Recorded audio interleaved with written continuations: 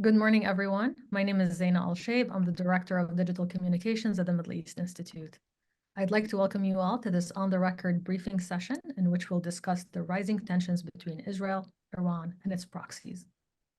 Iran fired nearly 200 ballistic missiles at Israel this Tuesday, an action condemned as escalatory by both the US and Israel. The assault follows a series of attacks by Israel in Lebanon that included the killing of Hezbollah's longtime Secretary General Hassan Nasrallah and an ongoing ground incursion. How close are we to a regional war?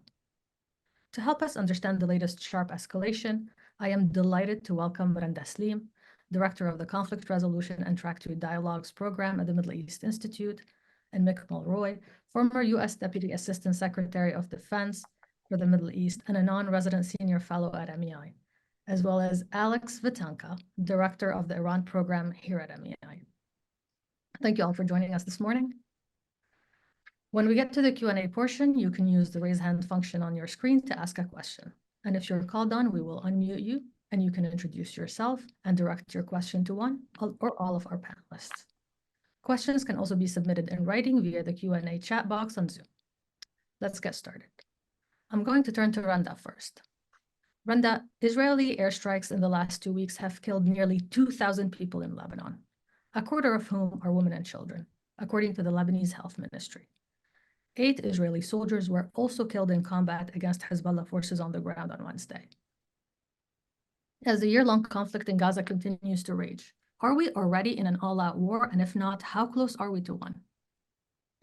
Well, from my first, good morning, everybody, and good to be, thank you for the invitation, Zaina, and good to be with Mick and Alex on this panel. I'm going to, you have a lot of questions. We don't have much time. I'm going to go through bullet points focusing on Lebanon, Hezbollah, and Israel. And from a Lebanon standpoint, you are already in a regional war. But there are different definitions of what this war could look like going forward. So focusing on the invasion, Israeli invasion, it's very clear that the Israeli invasion is not going to be limited in scope. Look at the recent evacuation order issued by the Israeli military, basically asking for evacuation of villages that way they are much, much further north from the Litani River, which according to the UNSCR Security Resolution 1701 is a line to which Hezbollah forces must withdraw. So we are talking about way, way, way north of the Litani River. So it's a much larger scope so far, at least in terms of evacuation order for southern villages. The second point I want to make quickly is that given one stated objective put out by the Secretary of Defense as well by the Israelis, that one of the objectives is to destroy Hezbollah attack infrastructure on the border, which eventually will enable the Israelis to achieve their objective of bringing their citizens or enabling their citizens to return to the north. I think it's nearly impossible for Israel to destroy that attack infrastructure without engaging in underground warfare, which will be costly in lives and lengthy in time. The great majority of their weapons are stored in underground tunnels. And I'm assuming that Israeli penetration or Israeli intel penetration of Hezbollah has given them eyes onto this tunnel, these tunnels and their architecture, but still, I think it's going to be a bloody stretch. To be very honest, I really am at a loss trying to understand why Israel had to go with this ground invasion so quickly after the assassination of Hassan Nasrallah. Hezbollah was dealt severe blows, starting with this whole assassination campaign since last October, which basically pretty much wiped out their entire military command structure. And then the final blow was the assassination of Nasrallah. So it was really greatly weakened. And the ground invasion is now basically giving it a new lifeline, a new raison d'etre. And so strategically, it doesn't make, for me, sense in terms of how these tactical successes that were achieved by Israel with the assassination, with the weakening of Hezbollah leadership, is going to translate into any time of strategic success, given the given the likelihood of a long-term and bloody entanglement in Lebanon. There is much talk about implementation of United Nations Security Council Resolution 1701.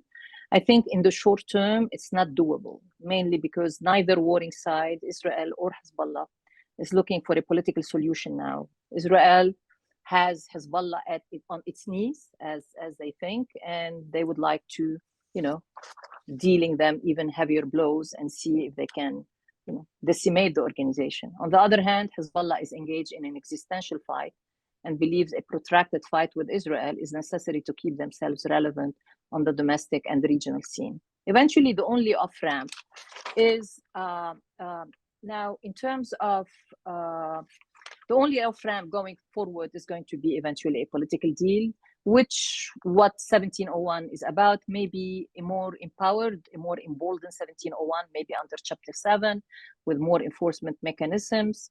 The argument that I hear from Israelis is that it hasn't worked since 2006, although I have to, a reminder, since 2006, there has been the status quo on the border between Israel and Lebanon did not witness many violations of the understanding or the ceasefire that was established at the end of the 2006 war. So there were about 13 years of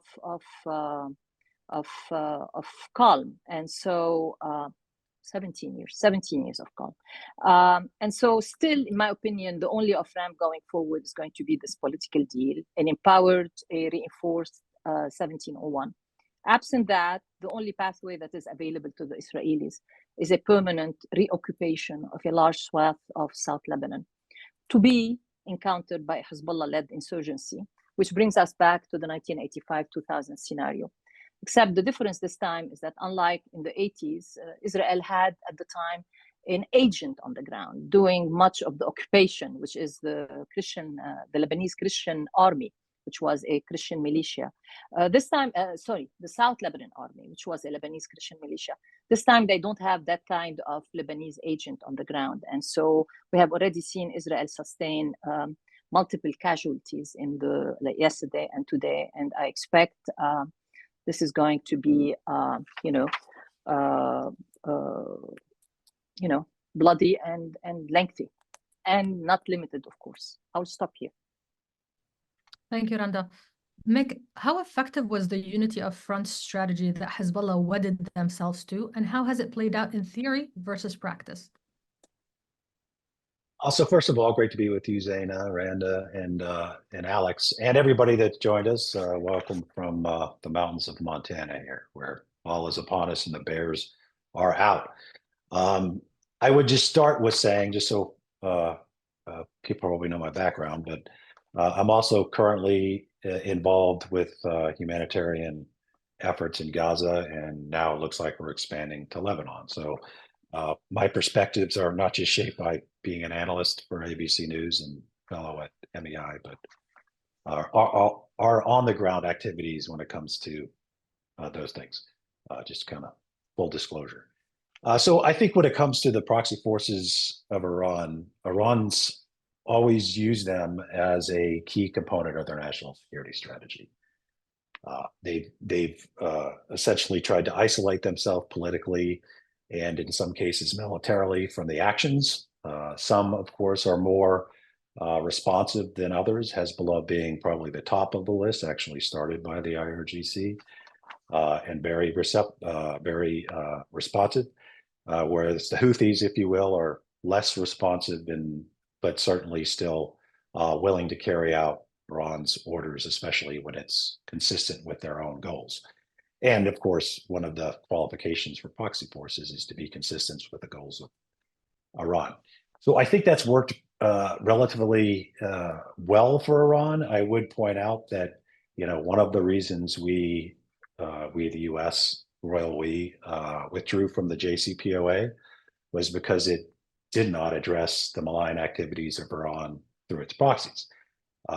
That said, you can see just from pure stats alone that our withdrawal did not do anything to tamper the malign activities of Iranian proxies. And I could imagine a time that I'd be aware of where they're more active in the world, including, the Hamas October 7th attack, the Hezbollah attack starting on October 8th and continuing till today. And then, of course, all of the actions of the Houthis, not just against, Israel, but against every international shipping organization that dares go through the Red Sea. So I think there should be, before I get to, some of how it's working out now, there should be an effort to combine the issues of nuclear ambitions of Iran, malign activities through proxies of Iran, in any kind of agreement going forward that we may attempt to get back into. And I think we should attempt that, whoever is president come January next year. As far as how it's working out now, I think it's obviously an issue between Iran and its proxies. One of the reasons why I think Iran did the attacks on October 1st is because they were hearing from Hezbollah specifically that they were being decimated, from the covert communications attacks, from the decapitation leadership strikes, from the obviously assassination of Ismail Haniyeh in Tehran. Iran had done nothing. So, which is a good thing from my perspective, but I imagine from their proxies' perspective, they're like, when the going gets tough, Iran gets going in the other direction. So I think part of what we saw on October 1st was a response to that. It was militarily ineffective. I do think it was probably designed to do more damage, certainly, than it was in April, but essentially it wasn't. So I think right now, what Israel's trying to do, I think, and I do talk to them quite a bit, is they are trying to avoid the issues that they've had in 2006. And I think it's important to note that they've had tactical successes, as Randa pointed out. I believe they want to capitalize on those successes from a military perspective, is why it's happening now. So when you decimate the leadership, when you take out their communication system, and I do think that was premature. I actually think that Israel had that ready to go for when and if they did invade southern Lebanon, and then it was supposed to happen. That's my guess. It was probably compromised, and they took the opportunity, which unfortunately, it also had collateral damage. But I think from a military perspective, which is what is leading a lot of the policy decisions now in Israel, they said leadership is decapitated, communication structure is, compromised, to say at the very least. Now's the time to actually capitalize on that, disarray within Hezbollah. So I think what we're seeing now is their attempt to use intelligence-driven operations to go to the strong points of Hezbollah, the weapons caches, the tunnels, and potentially then withdraw back to Israel so they don't get stuck in this long-term occupational scenario. Don't know if it'll work, but I think they are trying to take into account what didn't work out with them well last time. And quite frankly, they could learn from some of the US's mistakes, right? Of trying to stay someplace permanently. So I think that's what we're seeing right now on their efforts, these initial efforts. If it's successful, I think they'll probably stick with that model. If it's unsuccessful, then they might have to look at, large ground movement of forces into southern Lebanon, which I don't think would be in anybody's interest. Obviously, I'll end here pretty quickly. We all should hope that diplomacy rules the day on this, and we can come up with a ceasefire that stops what would be inevitable devastation in Lebanon and to a large extent in Israel. And we need to get that to a point where there is a ceasefire so we can go back and really start focusing on a ceasefire in Gaza, which almost everybody is not even talking about anymore. And there's a lot of humanitarian issues that need to be resolved there that won't be resolved if there isn't an actual ceasefire. So I wanted to throw that in. Nobody's talking about Gaza anymore, but I think it's important to add that. And I'll stop. Absolutely. Thank you, Mick. Alex, what are Khamenei's calculations at this point? Reporting suggests that he was the one who gave the orders to launch the ballistic missile attack. Was he pressured to do so? Great to be with you, Zaina and Randa and Mick and everybody joining us. Look, I'll be very quick. I think we want to get to the questions from our audience today, but I think Khamenei really had no choice. In fact, if you were sitting in Tehran, it was one of those moments, the emperor has no clothes on. It's not, he's got years of having invested literally billions of dollars in direct costs, and we all know the indirect costs that Iran has paid in the hundreds of billions in the terms of cost of sanctions that Iran has been willing to carry because of its regional agenda. All of that for the idea of having an axis of resistance, the doctrine of so-called forward defense. You're better off fighting your enemies, i.e. Israel, United States, out there in the region, away from the Iranian homeland. And all that looked good. And in fact, a lot of people were saying over the last couple of years that, Iran has their upper hand. They're not a dominating actor. And then suddenly, in the case of Hezbollah, 42 years of investment is evaporated almost. And I shouldn't exaggerate, but at least for a while, it looked like Hezbollah was done for in the course of, a couple of weeks. That was a moment that shook Iran, because suddenly it wasn't just about looking good, which I think is important, and that explains the barrage of missiles at Israel on October 1st, but they were seeing potentially a new game plan in the making as being formulated. In the words of Prime Minister Netanyahu last week, gave a video, is not first video, but a new video to the Iranian people saying, you will be free soon. In other words, over the last year, and we're just a couple of days away from the anniversary of the Hamas attack on Israel, this last 1 year, Iran's game plan, pretty obvious, if anybody paid attention. Let this Israeli military operations against Hamas go on. Let the Israelis dig their own grave. They're losing the international public support. Minds are changing around the world in terms of Israel, US support for Israel. That all looked good from Iran's perspective. But the other main part of the Iranian calculations over the last year has been avoid that direct conflict with Israel, which from an Iranian perspective, there is no such a thing as war with Israel. Israel is an extension of the United States. The Iranians don't see much daylight between Israel and Iran. It's the same thing for them. Israel is America's extended army to the region. So they are not interested in that conflict with the United States. That has been true for a very long time, and it remains true today. Whether they can avoid that remains to be seen. But, I think Khamenei, the person of Khamenei, hates to be where he is right now.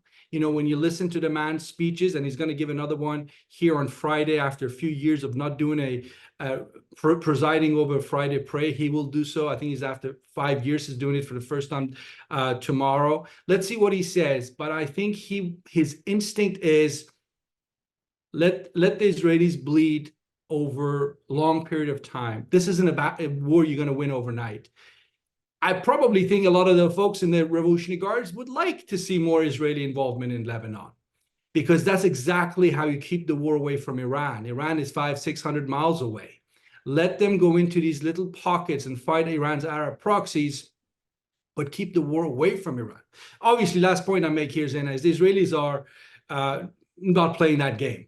So they're taking the war to Iran, and they're saying, you really have to make a choice here. Are you interested in your national interest, getting the sanctions removed, having a nuclear deal? Or are you going to remain committed to this ideological fight? And it's really important to remind everybody that Iran's fight with Israel is purely ideological. There are no disputes, no historical dispute, no disputes of today. If Iran dropped this issue tomorrow, nobody in Iran is going to lose their job or lose sleep. Few people will lose sleep. The committed diehard supporters of the regime are committed to it, but they are small in numbers in a country that's been under sanctions for so long, where everybody's worried about their situation today in that country and not invested in terms of the Arab-Israeli conflict. So finally, I say this, United States as a player is extremely important, obviously. Let's see what the US will do. I bet you those people in Iran who see that, what I said, the US and Israel are part of the same, you can't separate the two. they are going to watch and see if there is any kind of go-ahead or movement in terms of some of the reports we've heard about Israel striking Iran's nuclear facilities and other strategic sites. Because from an Iranian point of view, that cannot be done without some kind of at least tacit American acceptance of that happening. And again, that is something they are hoping won't happen. But I suspect if that did happen, we can expect more Iranian retaliation, because they will see this as the beginning of the end of the regime. And at that point, they got nothing to lose. And an all-out war might actually not be, from their perspective, not such a bad thing. All right, thank you, Alex. Okay. Can I say one point to add to what Alex said and Mick in terms of something of concern to me? And it relates to something they said, but also it's something that I have been focused on, which is the talk that's coming out of the White House about this once in a generation, opportunity to reshape the Middle East. And it parallels, it's very much channels similar talk I heard from Israelis about eventually Israel has to go into this big war, meaning the war against Iran. You start with the proxies and then you go into the war against Iran. And that maybe also they see that this is an opportunity right now to go into this big war, given where the United States is in its political moment. And that's concerning, I mean, it's as if we haven't learned the lessons or the folly of that experiment, in 2003 in Iraq about reshaping the Middle East order. So that's something that I would like to put out there as really of concern to me, and then maybe Meg and Alex can also respond. But and that's why I think we are really at the moment where this all-out war it's not that unlikely. Absolutely. All right, at this time, I'd like to open up the discussion to callers on the line. To ask a question, please use the raise hand function in Zoom to submit your question in writing or submit your questions in writing via the Q&A chat box. I have so many questions, but I really want to squeeze in a question of my own really quickly to Randa. Randa, over the last decade, Hezbollah has grown significantly in both size and strength. They've expanded into Syria to help Bashar al-Assad quell an uprising against his rule. And they've also taken a much greater role within the axis of resistance. They also linked Lebanon's fate to the Gaza war as part of the Unity of Fronts campaign. Was it hubris that led to Nasrallah's demise and the elimination of half of Hezbollah's leadership council? Yes, it was both arrogance and corruption. And it all started with their involvement in Syria.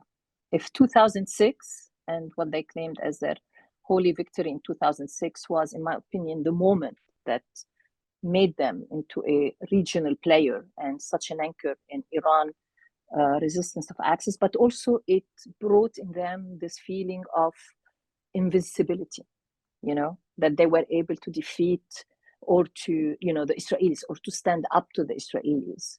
And then going into Syria, and then again, winning in Syria.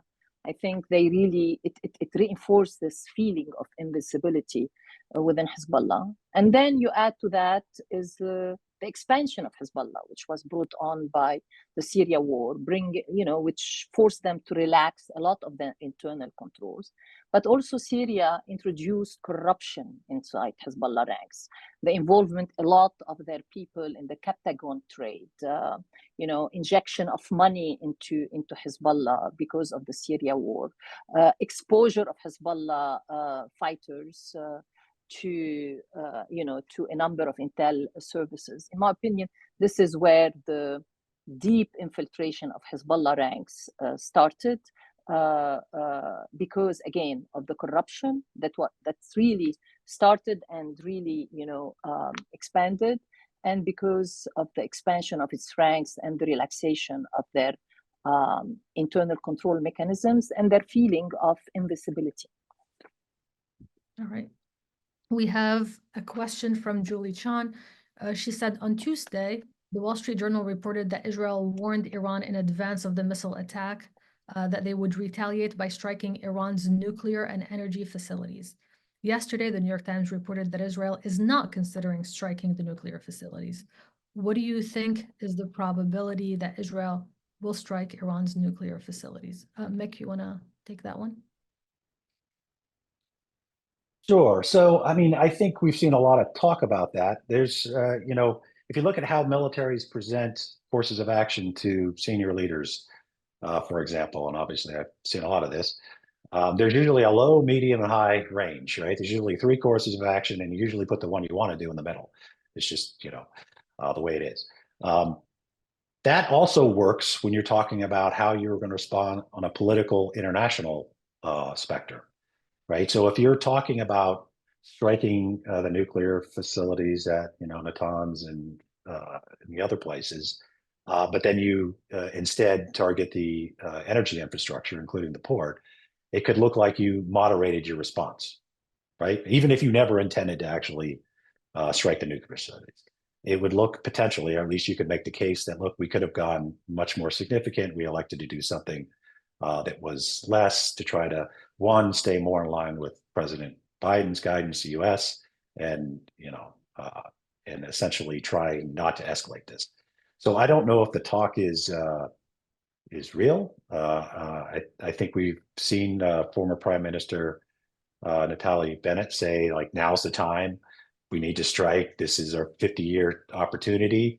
Not sure if he thinks that's the case, but he certainly is saying what he's saying, so people can take it for what it's worth, and somebody who definitely have insight in the decision-making process. So will they attack? There's all sorts of military issues when it comes to a successful attack on the nuclear facilities.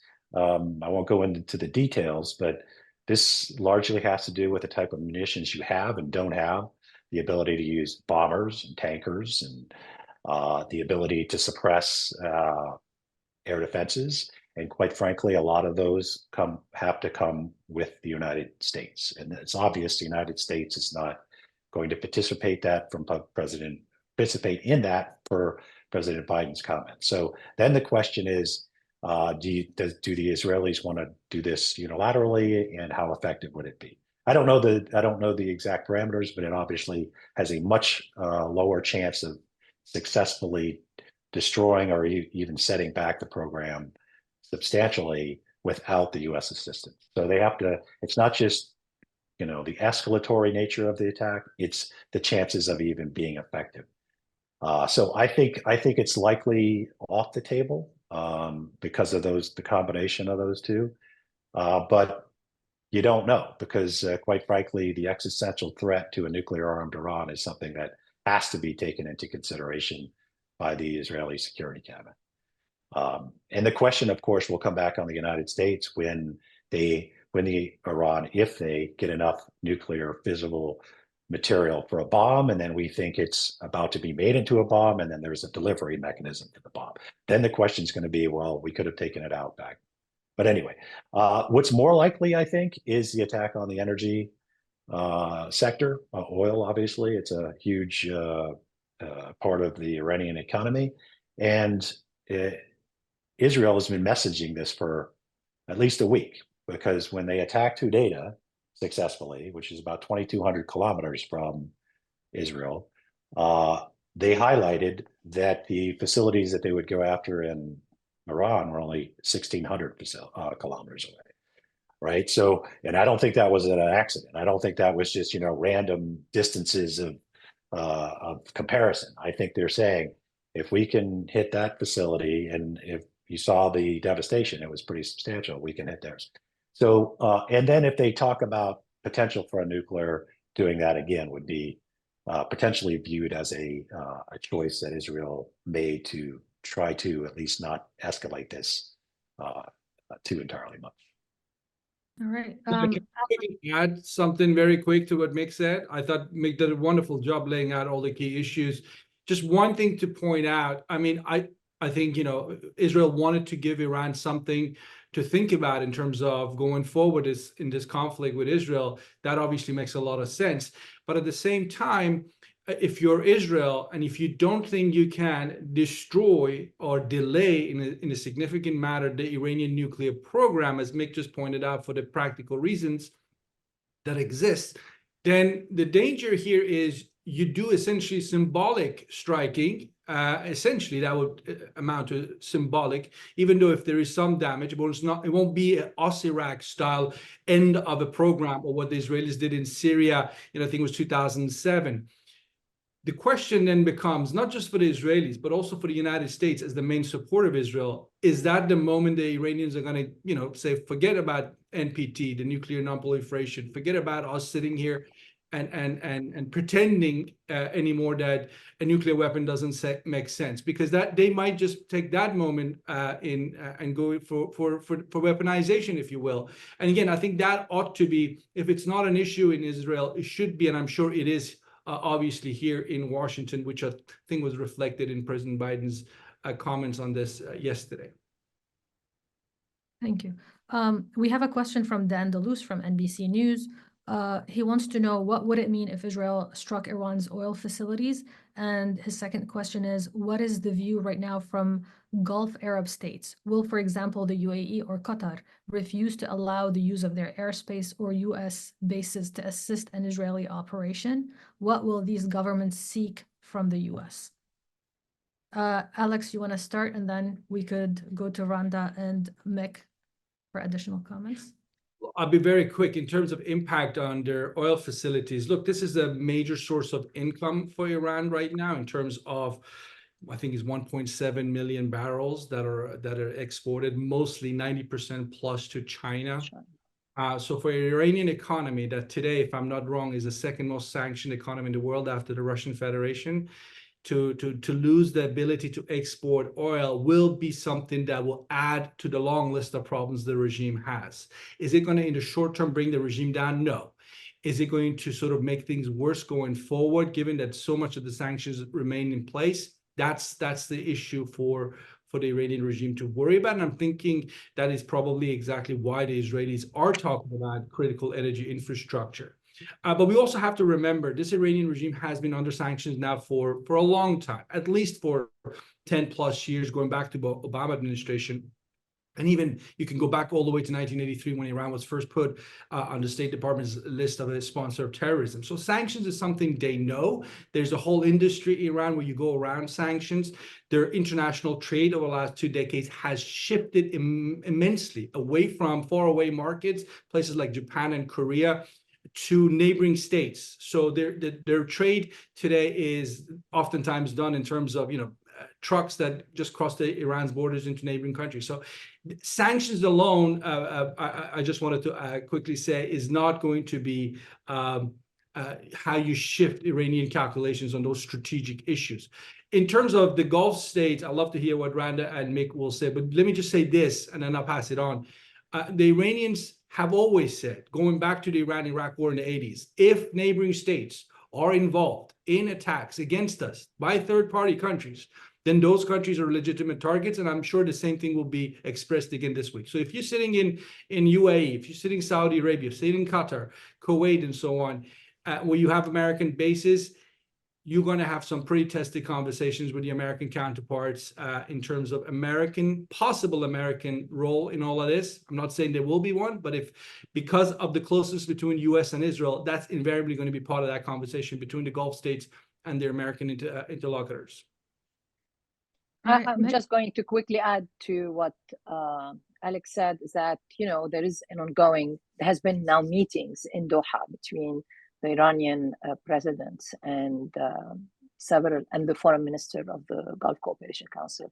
During these meetings, I think it was clearly expressed by the GCC ministers that they would like to be they are neutral in this fight, that they are not going to get involved in this fight. And so I think that also is going to, make, as Alex said, some testy conversation between them and the American. But the threat also that the Iranians have already made, that if their own oil infrastructure was targeted, that they will be also targeting other oil installations in the region, is something I'm pretty sure it's a topic that came up in the meetings, especially between the Saudi foreign minister and the Iranian president yesterday. But, I think this is going to be a complex issue for them and to deal with. Mick, before I go to you, I'm just going to add one more layer to the question from Catherine Scher from DW. She wants to know, she wants to follow up and ask, if Israel strikes Iran's oil facilities, might the Houthis, for example, start striking at U.S. allies' oil industry targets, as they've done in the past? Good point, good question. So, I mean, Alex and Randa, I think, nailed it on the first question. In fact, I'll probably use some of that stuff later today on TV, so I should be taking notes. But I would say this. Of course, there's going to be a lot of nerves if that happens, because just from a military perspective, if Iran, not just using the Houthis could definitely attack neighboring countries' infrastructure. But if Iran mines the Straits of Hormuz, nothing's going through there. Right? Even the only country in the world, to my knowledge, that has the ability to clear it is the United States. It takes a long time to do it. And then you have to convince commercial shipping companies that it's worth going through there. And they have to convince insurance companies that it's worth insuring them to go through there. So it is a substantial issue that the U.S. military worries about, of course. And then when the U.S. military ships that actually clear minefields go through, you have to clear the threats to them. They are very slow moving, very open targets. So that alone, and the Iranians definitely have the capacity to do that, could shut down energy transport out of the region, essentially. And then, of course, the Houthis could keep going after ships coming in and out of the northern part of, through the Suez. So that there's a really significant practical way that Iranians could respond to this that would send shockwaves economically through the energy supply. 40%, I think, comes from the region. So that is something that they have to be concerned about, for sure. And also, this is one of the reasons why our partners like Qatar, like UAE, like Saudi Arabia are going to want to talk to the United States about, if we allow this to happen or participate in any way or viewed as a participant, what are you going to do for mutual defense, right? So we do a lot with this major non-NATO ally status, but with most of our partners, they like that, but essentially it doesn't get them to a mutual defense agreement. And that's what they want. So there's going to be a lot of talk about that. And there's going to be a lot of talk about just what the Iranians could do in response to this, if it is significant enough to cause them to feel like they need to, send a message. This would do more than send a message. This would have a very practical effect. All right. Katil Volden asked a similar question. I think you just answered it. Katil, if we did not answer your question, please write to us in the Q&A chat box, and we'll re-ask it. We have a question now from Ellen Nickmeyer from the AP. She wants Mick to speak on the overarching risks for the U.S. as this escalates, and what the U.S. should be doing now in the bigger picture. So I think what has been done to date is important to highlight. So we have more military, major national level assets in the region than any time since October 7th. And that, of course, has an impact on other areas of the world. We're a global force, but the chairman has the ability to shift resources based on what's happening. And obviously, the Middle East is priority right now. And I think that goes to the whole idea that just about every 4 years, we write a national security strategy that talks about pivoting to the Middle East. And perhaps we should just accept that reality is what's going to be what leads in our decision-making process when it comes to our military assets, which should only be there to support our diplomatic assets. So I think we're in a good position to defend Israel, and we're in a good position to defend ourselves. But that is going to be something that General Kurilla and his folks at CENTCOM are assessing continuously, not just to defend Israel, but we have a lot of vulnerable positions in Syria and still in Iraq to a retaliation if that becomes the case. It's something that we have to keep in mind. The biggest risk, I'd say, is if this goes, we keep talking about regional war, and I think Randa's right. It's already a regional war. The question is a full-scale regional war, which I would define as there is no pause. There is no calculation on response. There is no discussion period on how to de-escalate. It is a free fire. That's what I think people are most concerned about. It's just nonstop, directly from Israel to Iran. That is what I think. I think we should avoid all this, but that is something we obviously, that would be an unmitigated journey up the escalatory ladder, if you will. So that's the biggest risk for, I think, the U.S. becoming directly involved. If this is a simultaneous multi-pronged attack on Israel, of which they either can't keep up with the munitions necessary to defend themselves, or the systems themselves can't keep up, then the U.S. might actually, the first part would be the U.S. taking direct strikes, ground strikes from the air to mitigate the threats before they come, right? I think that's the biggest threat of the, I'm not saying it's going to happen, I'm just saying that's the biggest threat from the U.S. perspective for how we enter the war. If Israel asks us, we cannot handle this, there's too many, projectiles coming at us, we running out of munitions, which we all know is an issue. Can you start hitting these targets on the ground before they're launched? I don't think there's ever going to be a need for ground forces, but I think that's the biggest threat to the U.S. when it comes to being militarily involved. The other issue I'd say, and I would, to be fair, the entire administration's efforts to try to get a ceasefire, I think, have been commendable. They haven't been successful, but they've certainly had the effort. But we probably should start thinking about how we state things that are ultimately out of our control to the public. And what I mean by that is we're on the verge of a ceasefire. We are only on the 5-yard line where it's going to happen tomorrow.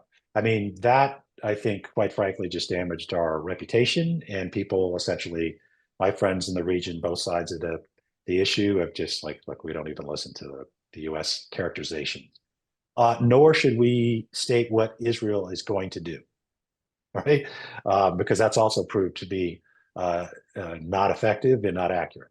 So I think the U.S. should be more amenable to taking a back seat. And what I mean by that is public statements, doing everything we can. And again, their effort has been commendable, from Secretary Blinken to Director Burns on down.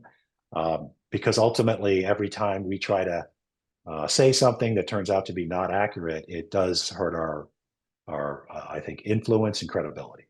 So politically, that is something I would highlight as we might want to change course in. But militarily, the biggest risk is, I think, us being involved from the air to mitigate the threat against Israel. Thank you. Randa, I have a question for you from Michelle Kalman. What could or should the U.S. do to temper the Israeli response? And is there any track to diplomacy that you can talk about between the U.S. and Iran, or Israel and Iran?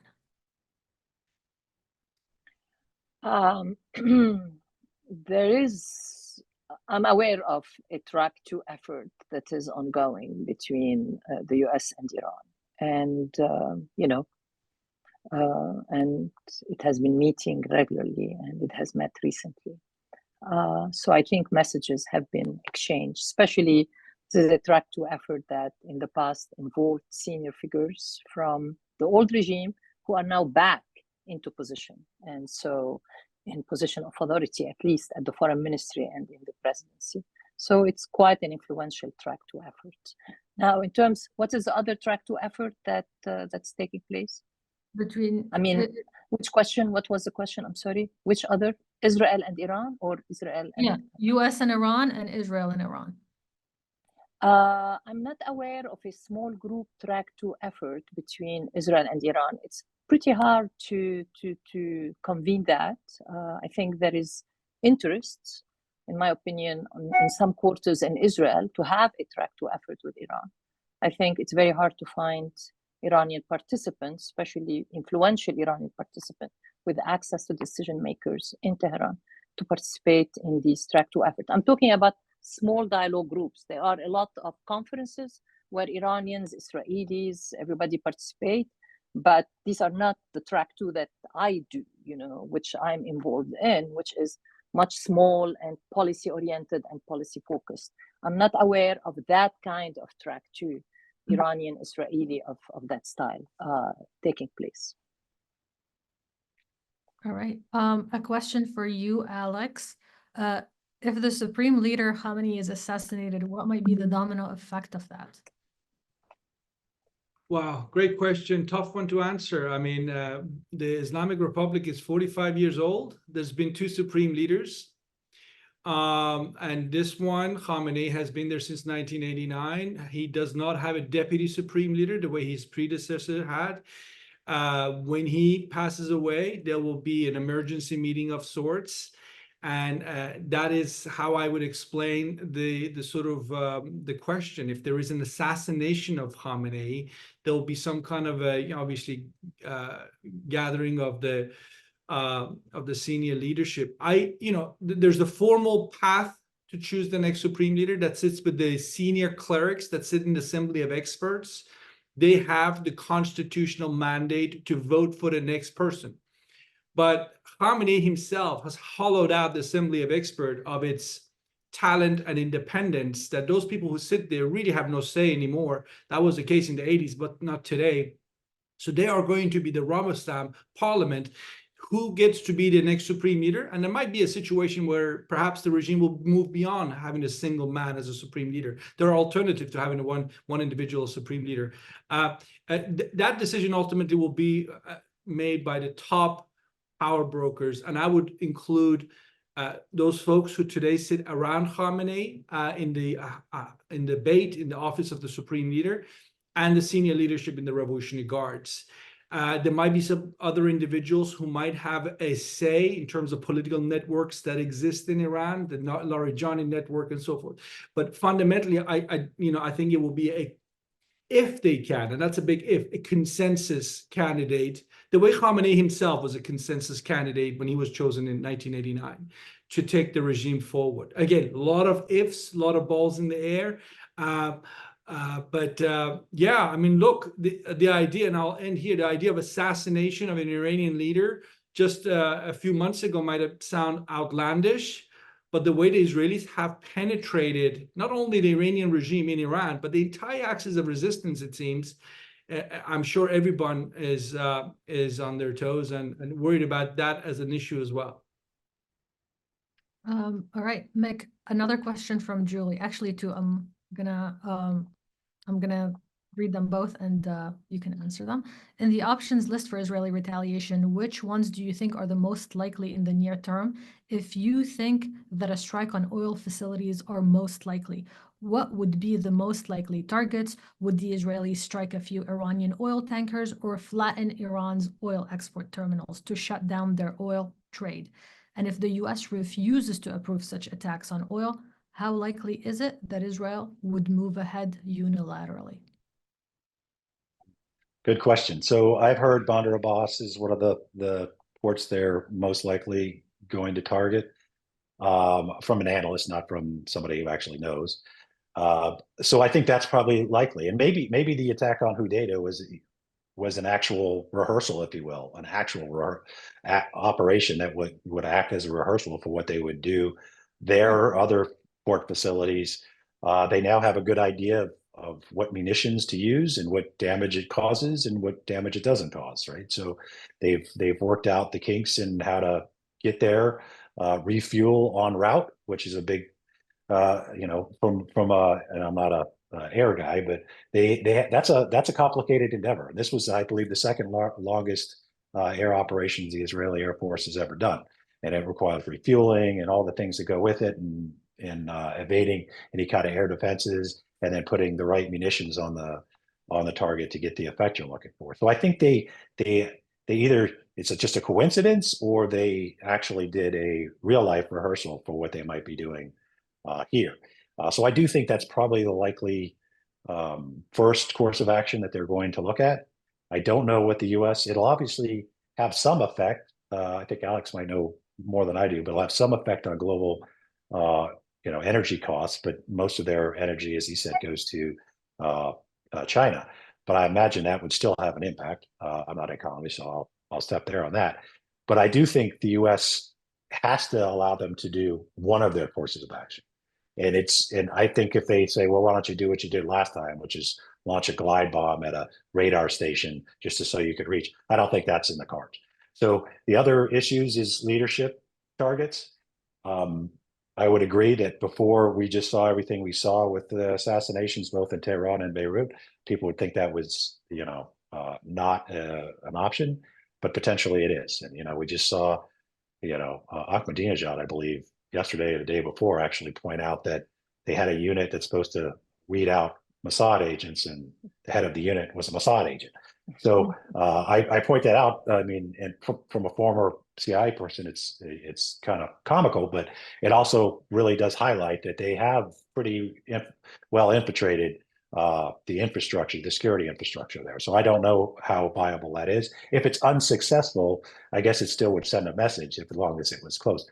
But I do think there'll be a lot of discussion, and probably it is focused on the attacking of the oil infrastructure, and how to moderate that to the point where it doesn't cause Iran to immediately, send out all these mines, which they already have, I'm pretty sure, to do, wreak havoc on the international energy markets. But I'll stop there.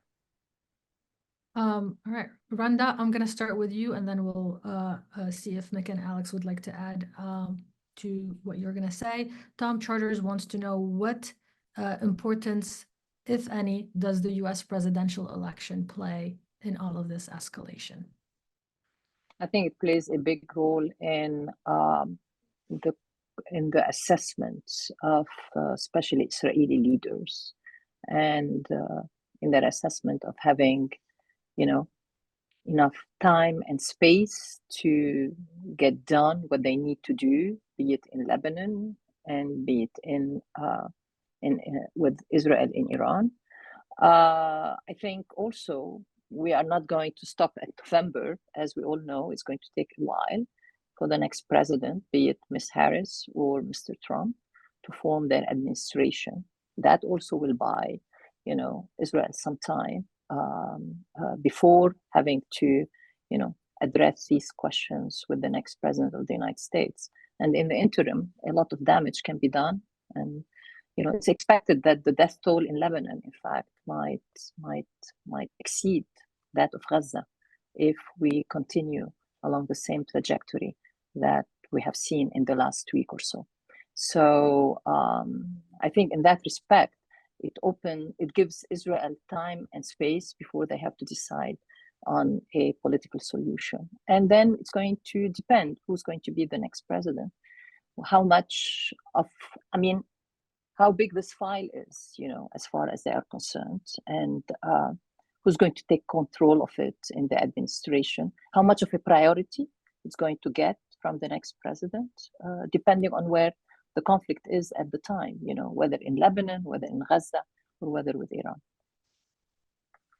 Anything to add, Mick or Alex? I'll be very quick and I'll pass it on to Mick. Look, I think one of the actually points that Mick was making earlier, which I agree with in terms of U.S. having to be very careful about how it comes out and sort of tells the world what's going on and what U.S. can do, because I totally agree with Mick. It has not really worked out. It has just kind of weakened America's image as the sole superpower on this planet. But the reality is, the Europeans are either unable to or unwilling to take much of a role here. Where's Russia in this? Where's China? Does anybody see them trying to pull the parts apart? So there's only the United States left here. Whether people like it or not, that's what we have. In terms of, very quickly, I say this before I turn to the US election, but I want to link them together. Again, something Mick said in terms of the options the Israelis have. There's the nuclear facilities, which I don't think are something the United States wanted to see Israel strike. The energy facilities, they are much more doable and they'll have an impact on the Iranian economy. But I do want to link that to the US economy, because there will be effect on price of oil, not just for the Chinese, the main buyers of Iranian oil, but that will have an impact on international oil prices. And right now in this election season, is that something the White House would look kindly to? Probably not, but can they stop the Israelis? That I don't know the answer to that. I would probably lean towards saying no, they can't stop him. The assassination by Israel of senior Iranian leaders would seem like the straightforward one for them to take, because there will be no blowback in Iranian society, since most Iranians don't like the regime anyway. But I doubt that's going to be enough for the Israelis, having just faced 2 barrages of missiles in the course of 6 months. They probably need some more than just another assassination. Look, I would say this about the Iranian position on this election. Historically, Iranian leaders, even going back to before 1979, if you go back to the Shah, have leaned towards Republicans. They liked Republican administrations more. They felt they could cut deals with the Republicans. They found Democrats to be troublesome because they came with all sorts of agenda, human rights and so forth. Donald Trump changed that somewhat, but actually, when you listen to the sort of Iranian analysis that's coming out of Tehran, they're saying, look, make the case to deal with both of them. But it's a Harris administration, a Trump administration. Forget Trump having killed Qasem Soleimani. Move on. That was the mission of Masoud Pezeshkian to New York just 2 weeks ago when he attended the UNGA. But obviously, events in the region have now marginalized any Iranian effort towards sort of going for a nuclear agreement to reduce tensions. And this has been my last point. This is the problem the regime in Iran has. It thinks it can have de-escalation on, say, the nuclear front or other fronts, but hanging on to the axis of resistance and this fight against Israel. And you just cannot separate the two. They can have 10 nuclear agreements as long as Iran's regime remains committed to the fight against Israel and kicking the United States out of the Middle East. Nothing fundamentally is going to change in terms of the tensions we see between the Islamic Republic, US and Israel, and the West on the other side. So you would hope that the Iranian regime will wake up one point soon and say, you know what, maybe we need to take a fundamental shift away from that policy. But I don't think that's going to be where you will hear from Ali Khamenei tomorrow when he gives this big public speech. All right. One last question. Jeffrey Carliner wants to know what would an all-out war between Israel and Iran look like? Mick, you want to take that one? That is a good question. So, I mean, I think it would start with the unmitigated tick for tack. That is what the next step would be after this, where there is no pause, decision, consultation, and then moving forward. Predominantly, it's going to be obviously air, and air essentially never ends a war. So that means it could go on for a long period of time. The U.S., I think, would play a role predominantly in the defense, just like we are now. And that could go on also for a long period of time. How it would end is a good question, because I don't see either committing, armies. You think just how that would actually happen, and the U.S. would certainly not send a large ground army to another conflict in the Middle East at all. I think there'd be zero interest in that on either side, or the population at large. So this could actually continue tick for tack for a long period of time and have major impacts on the world economy, on the region, on everything. And unfortunately, sometimes when you actually have it out, it's quicker. And I'm not advocating for that, but this would be more of a long-term back and forth that would have devastation. And I think then we'd hope that Europeans, regional partners, everybody would become involved to eventually insist that this becomes that there's a ceasefire and a negotiated path forward. Any final thoughts, Randa and Alex? Randa, we can start with you. I mean, just building on what just Mick said, in that, I mean, we see the military response of Israel, whether we're going to see it now again with Iran, and we see it in Lebanon. But I really don't see their political response. What's the political strategy here, and how you can move from this military response to a political pathway? And that I don't see in either place. Yeah, I'll be very quick on kind of continuing on what Randa said. As an Iran watcher, I spend most of my time highlighting what's wrong with the Iranian regime's policies. And I think there's such a long list of things that they're doing they're wrong, not least for the Iranian people and Iranian national interests. But let me put that aside. If you think the region right now faces two sort of issues that it needs to overcome, one is Iran's belief that the axis of resistance and militancy against Israel, and by extension, the United States, is the way forward. If you think that's wrong, you should deal with it. And I think that should be done, at least convince the Iranian regime they're on the wrong path.